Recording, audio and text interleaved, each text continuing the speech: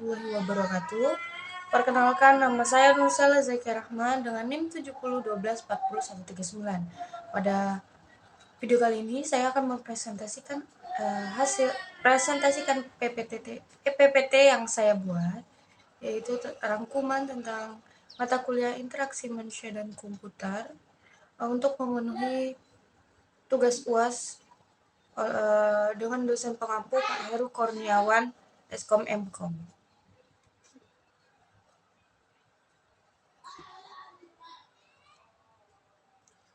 Nah, pada materi pertama itu definisi konsep interaksi manusia dan komputer. Nah, IMK itu apa sih? IMK itu merupakan disiplin ilmu yang mempelajari hubungan dan komunikasi dua arah antara manusia dan user dan komputer melalui antarmuka. Fokus utamanya itu mencakup perancangan, evaluasi, dan implementasi sistem komputer yang mudah digunakan, efektif, dan efisiensi dalam mendukung aktivitas pengguna. Nah, sifat interdisipliner. IMK merupakan bidang interdisipliner yang menggabungkan berbagai ilmu seperti ilmu komputer, psikologi kognitif, desain visual, ergonomi, dan antropologi. Nah, kolaborasi antar disiplin ini menciptakan pemahaman holistik tentang interaksi manusia dan komputer. Selanjutnya itu tujuan interaksi manusia dan komputer. Nah, tujuannya itu yang pertama, sistem yang mudah dan aman, menciptakan sistem yang usable dan safe, memastikan pengguna dapat beroperasi dengan percaya diri tanpa kesalahan yang merugikan. Nah, yang kedua itu ada produktif dan efisien, yaitu meningkatkan produktivitas, efektivitas, dan efisiensi kerja pengguna melalui desain antarmuka yang intuitif dan responsif terhadap kebutuhan. Nah, yang ketiga itu ada pengalaman menyenangkan, itu memberikan pengalaman pengguna yang positif dan memuaskan, menciptakan interaksi yang tidak hanya fungsional tetapi juga menyenangkan.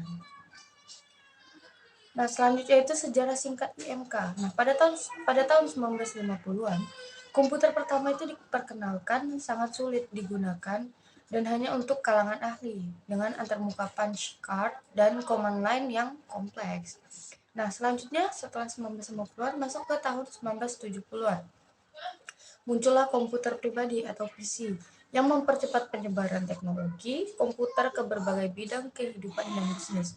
Nah, selanjutnya pada tahun 1980-an muncullah istilah Human Computer Interaction atau HCI.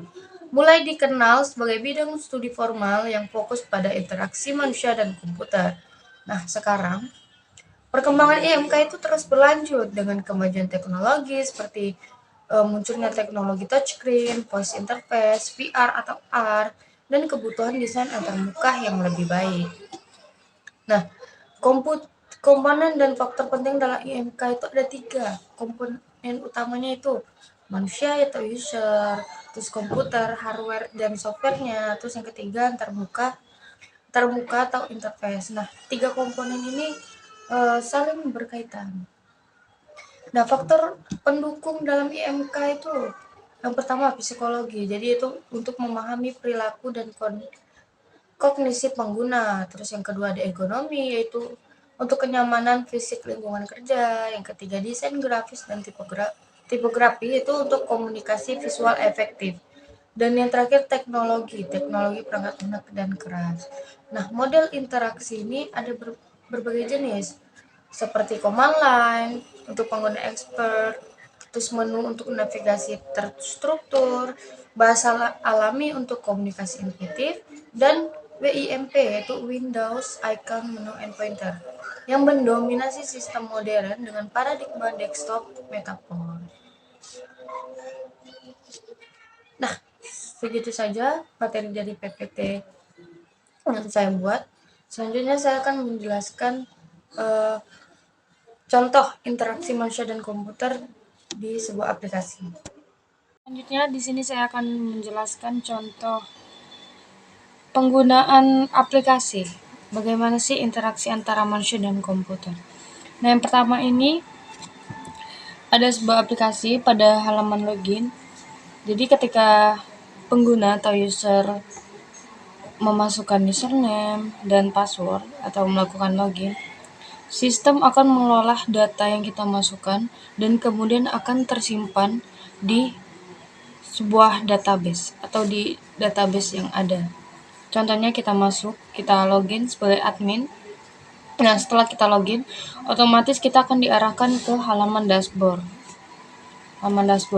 Jadi karena ini sebuah aplikasi tentang perekrutan karyawan, maka ini aplikasi tampilan untuk pengguna admin. Untuk admin. Selanjutnya kita coba logout dan kita coba masuk lagi dengan username yang sama, tetapi password yang berbeda.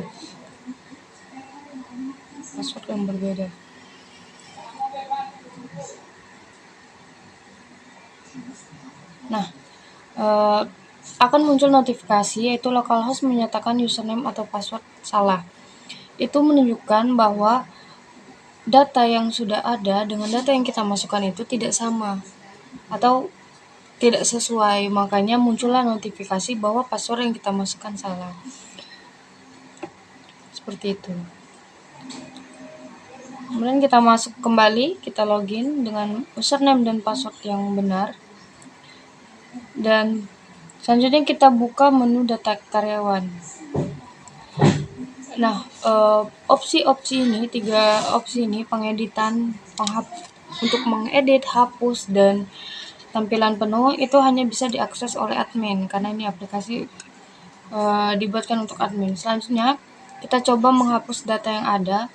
Otomatis data yang kita hapus ini datanya akan terhapus juga di database. Selanjutnya kita coba mengedit data yang sudah ada. Ini data nama saya, Nursela Zakia Rahma, akan saya edit menjadi Nursela. Nah, otomatis akan ada notifikasi juga localhost menyatakan data diperbarui. Nah, berarti data yang sudah ada tadi akan otomatis terupdate atau teredit juga di database-nya. Selanjutnya kita logout dari aplikasi ini. Nah, kurang lebih seperti itu. Contoh penggunaan atau contoh interaksi antara user dan komputer pada sebuah aplikasi. Dan saya mohon maaf jika terdapat kesalahan kata. Cukup sekian video UAS saya akhiri. Wassalamualaikum warahmatullahi wabarakatuh.